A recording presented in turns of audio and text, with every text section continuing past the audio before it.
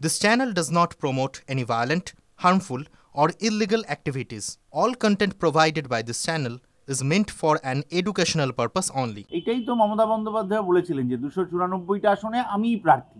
মানে যত দুর্নীতিগ্রস্ত যত লোকের নামে অভিযোগ আছে তারা প্রার্থী হয়েছেন, জিতেছেন, সবার মাথার উপরে মমতা বন্দ্যোপাধ্যায় আছেন।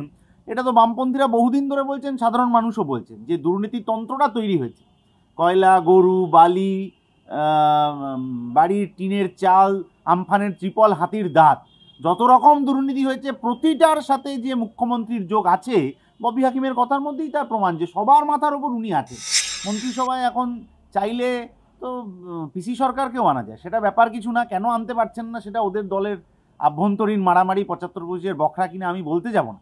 কিন্তু এই সমস্ত করে মিডিয়া, সোশ্যাল মিডিয়ার অ্যাটেনশনটাকে তিলোত্তমার বিচার থেকে তৃণমূলের অন্তর্দ্বন্দ্ব, এই নবীন প্রবীণের মারামারিতে ঘুরিয়ে দেওয়ার চেষ্টাটা রাজ্যের সাধারণ মানুষ ভালোভাবে নেবেন।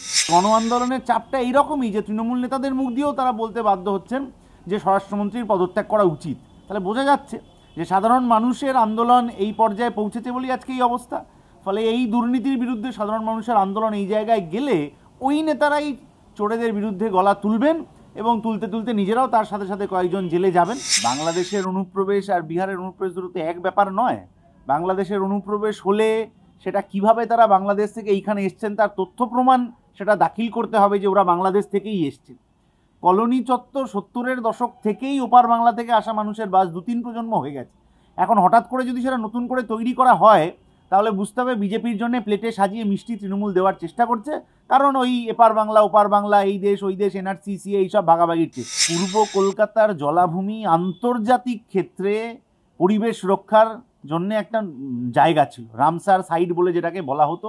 সেইখানের পরিবেশ যাতে রক্ষা হয়, বাস্তুতন্ত্রের যাতে ভারসাম্য বজায় থাকে, সেইটার জন্য অনেক সংস্থা কাজ করছে। কিন্তু তৃণমূল ক্ষমতায় আসার পর থেকে, পুরসভায় ক্ষমতায় আসার পর থেকে, আগের মেয়রের সময় থেকেই পুলিশ এবং তৃণমূলের দুপক্ষের যোগসাজশ মিলে ওইখানের জলাভূমি, ওইখানকার জমি সবটা দখল করে ওখানে হাই রাইজ বানানো, সিন্ডিকেটের কাজ কারবার চালু করা হয়েছে। ফলে হাজার হাজার টাকা, লোকে বলছে ওখানে টাকা উঠছে, সেই টাকা উঠছে যে সেই টাকা কে ধরবে সেই লড়াইতে গিয়েই তো এই ধরনের ঘটনা ঘটেছে বলে মনে হয়। যতদিন তৃণমূল আছে ততদিন ওই দুর্নীতি কয় প্রকার ও কী কী বইটা যে প্রতি বইমেলায় নতুন করে আপডেট হয়, এইবার তাতে এই হাতির দাঁতের চুড়ি আর এই রায়গঞ্জ বিশ্ববিদ্যালয়ের ঘটনাটা যুক্ত হবে, আরও 2-4টে যুক্ত হতে পারে। কিন্তু কথাটা হচ্ছে যে আমরা দুর্নীতিকে আলাদা আলাদা করে এখন আর পশ্চিমবাংলায় দেখতে পারি না।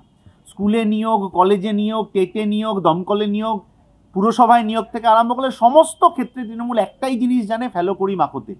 ফলে এই দুর্নীতিতন্ত্রটা তৃণমূলের সর্বোচ্চ স্তর থেকে আরম্ভ করে রায়গঞ্জ কেন তা ছাড়িয়ে আরও বহু জায়গায় গিয়ে পৌঁছেছে। কলেজ সার্ভিস কমিশনের নিয়োগের দুর্নীতির যেদিন ফাইল খুলবে সেদিন তৃণমূলের আরও বড় মাতব্বরেরা এর মধ্যে ধরা পড়বেন।